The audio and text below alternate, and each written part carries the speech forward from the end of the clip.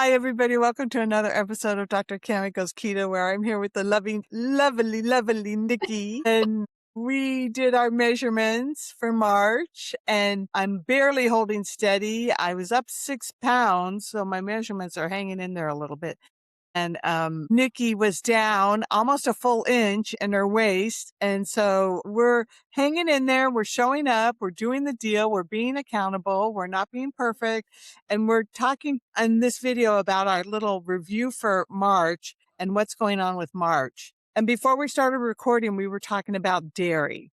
Yeah. So, Nikki, tell us about what's going on with you and dairy. So I'm trying to see if eliminating dairy makes a difference for me. And the reason why is, as you guys know, and as I've been honest with Cammy, I've been at a weight loss stall for a pretty significant amount of time, like a year and a half, 2 years now. And in my heart, I feel like it's because I entered perimenopause, because I felt like a year and a half ago, there was a marked shift in my energy and how I felt, my hormones. But I don't have any of the other symptoms. And there's so many symptoms of perimenopause and menopause that you could literally go down a whole rabbit hole of things. So anyway, long story short, I've been in this stall and I'm trying to pick off different things that maybe could be contributing to it. Me and Cammy were already gluten/flour free, and then we're sugar free. So those are two huge things that usually take off a significant part of weight. And I'm down about 30, 35 pounds, which is big for me at only being 7, but I still have that much more to go.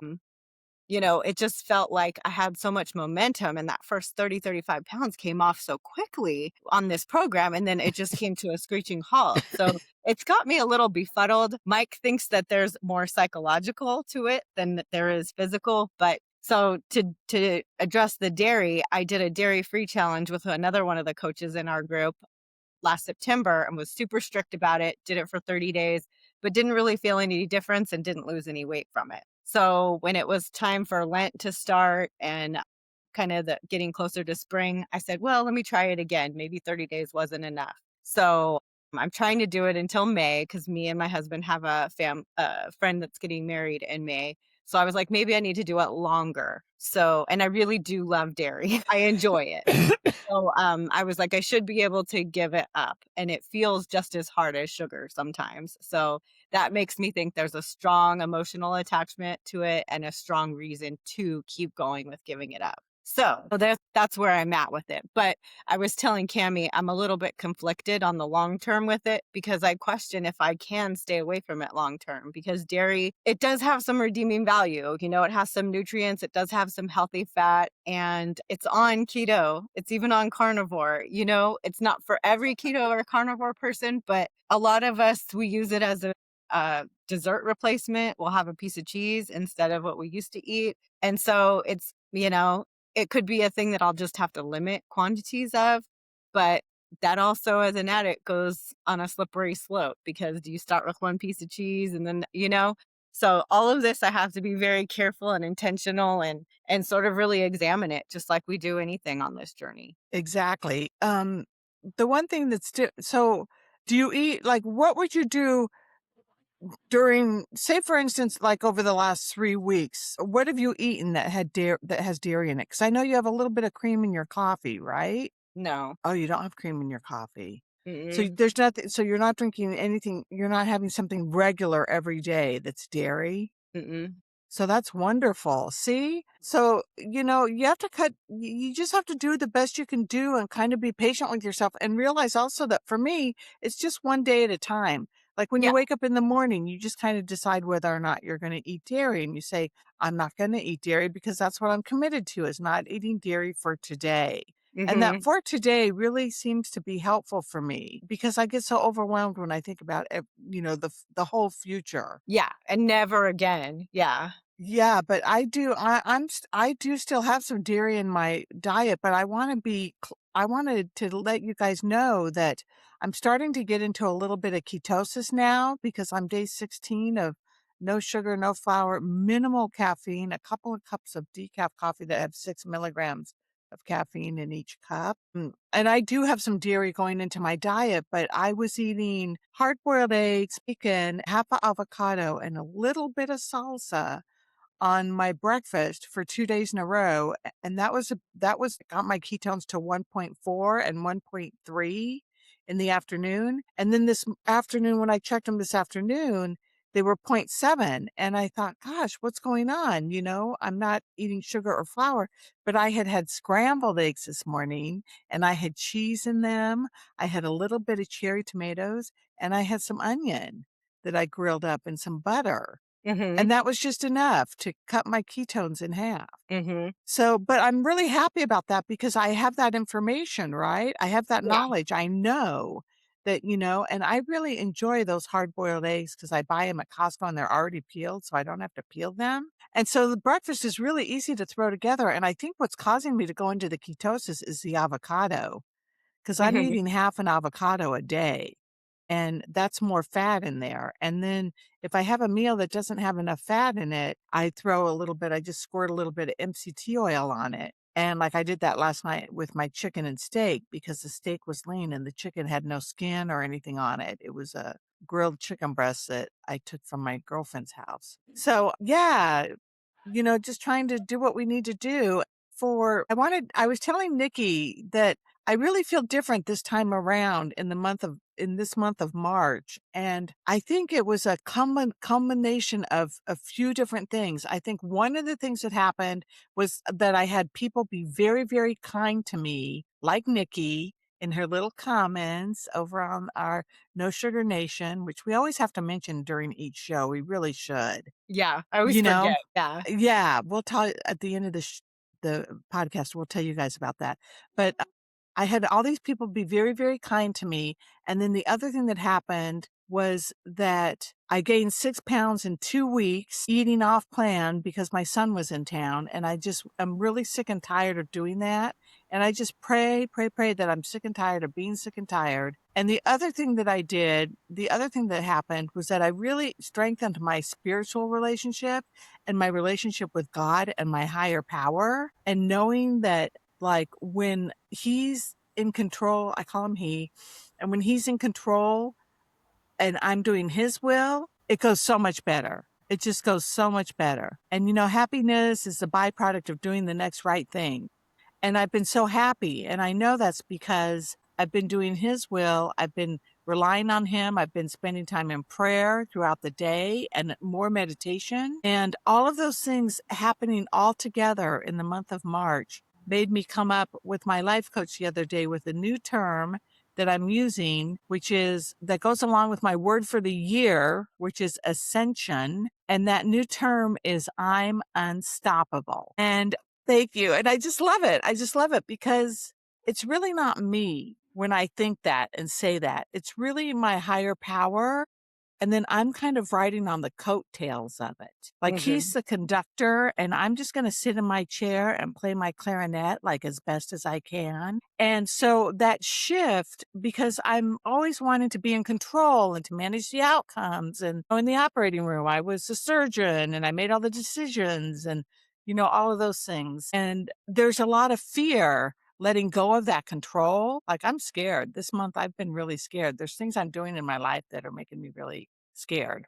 But that's okay. I'm just working past the fear, trusting my higher power, keeping myself safe, physically, mentally, emotionally as best as I can, and seeing like what happens in, this adventure of life. And there's so many things I'm grateful for. There's so many things that are going on in my life that are good. We're at war right now. And yeah, I have to pay, almost $6 a gallon for gas, but I have the money to pay for my gas and I am watching like how I commute and where I'm going and what I'm doing. But I have those means right now. And, I have a place to live and I can pay my bills and I'm eating healthy and I know how to do it, which is a really big thing. So there's just so many good things going on that I'm just so grateful for everything. Yeah. And your boys aren't over there. I just pray for all the moms that have boys that are having to be called to go. Yeah. So, yeah, no, I love that. I'm unstoppable. And it goes along with your theme of ascension. We're going up the mountain, we're on this, path. So I love it.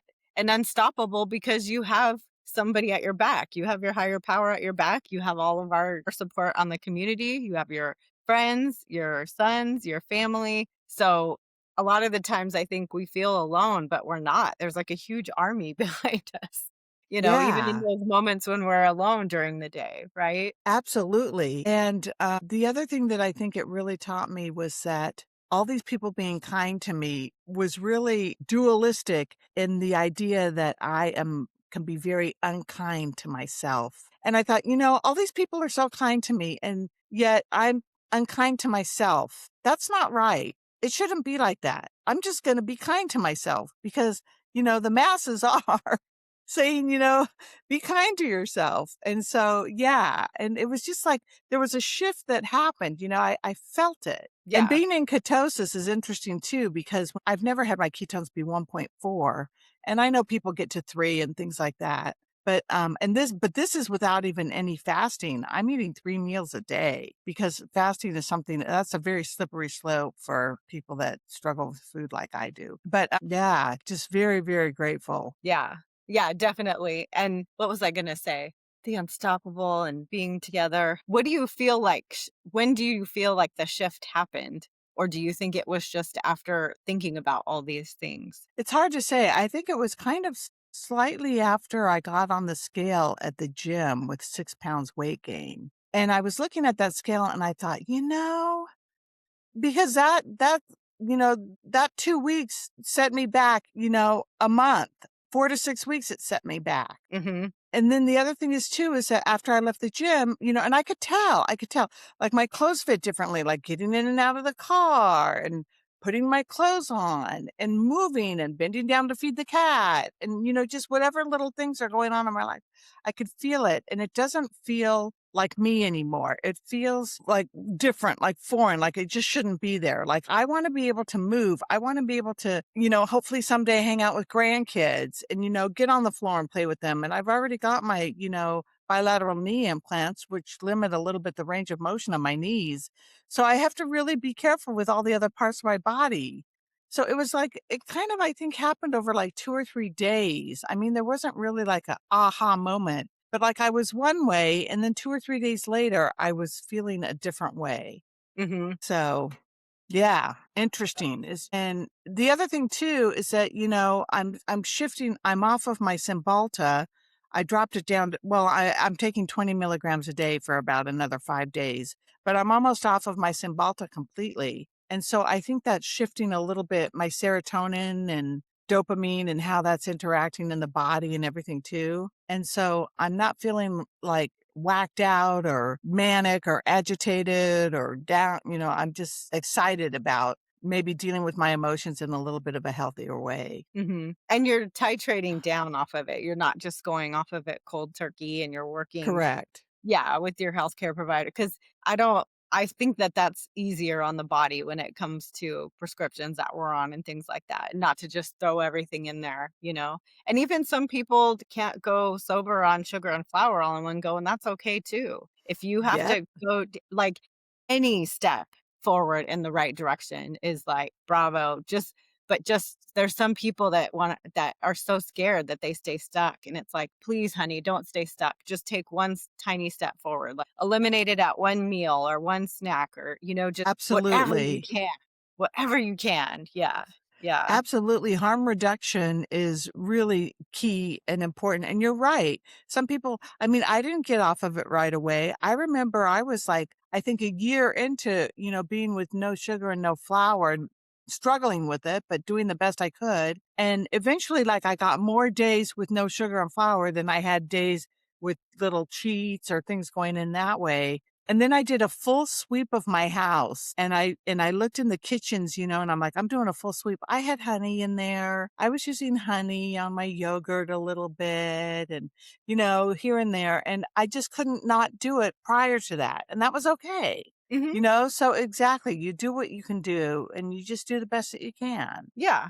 And then, like you were saying, when you stared at that scale and you were like, that cost me, X, Y, and Z, it kind of empowers us because it's like, okay, next time, do I want to make that decision, knowing what it's going to cost me in the end? And sometimes we get in the moment and sporadic and we don't think about the future as an addict. But then other times when, like, I think of the famous phrase, sometimes the addiction just has to run its course. And sometimes I just have to keep hitting my head into the wall until I'm like, ow, that kind of hurts. I'm noticing a pattern. Exactly. And then you're ready to be like, okay, I know I'm doing this to myself. So, Yeah, and the other thing that happens too is that the negative self-talk gets a little more quiet and a little better and a little less, and as you are working, with the food, you're also working with the mind and the behavior part of it, and so, they have to kinda come together, like, that's why I feel like right now, kinda everything's coming together in a way that's gonna jive. yeah. Yeah. Sorry about that. That's okay. Totally, because I think there's some people that get the emotional stuff done, but then they don't do the body stuff, like the chemical, get off the flour and sugar. And then there's the other people who get off the flour and sugar, but we never deal with the emotions. And I don't think either way is a good way to live, right? You have to get off of it physically, but you also have to deal with the emotions at some point. And I know they're scary because if you were like me and you pen up a bunch of stuff for years, you're afraid that you don't have time between work and raising a family and all the things, like you said, paying bills and seeing your sons, that you're like, well, when am I going to have time to sit down and cry over something that happened, that I still haven't really gotten over with?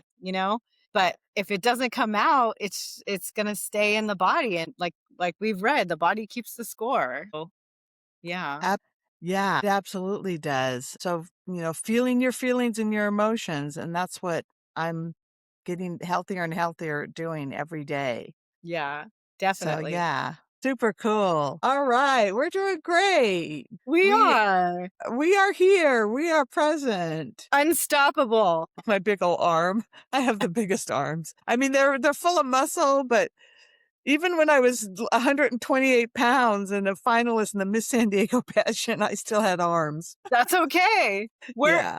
Cammy, even when we are at our ideal body weight, we're not gonna be twiggy girls. We're just not No, we twiggy, are not. I don't know if I you told you know? the other day, but I was talking to Jeff at the gym and we were looking at my stats and he said that even at 15% body fat and I'm 5'5" on a good day, I could weigh 180 pounds Mhm. because I have so much muscle on me. Yeah, and you're gonna live to be like 140 because you have way more muscle than all of us. And, I'm on my Zepbound and I'm not losing any muscle mass on it. That is so amazing. Yeah, but I do weight resistance training twice a week, and I'm Yeah. walking a lot right now, training for my 5K in May. Yay. So, Yeah, so you're using a GLP-1 super responsibly because you are doing the weight training with it, so you don't lose any muscle mass. yeah, yeah. Yeah.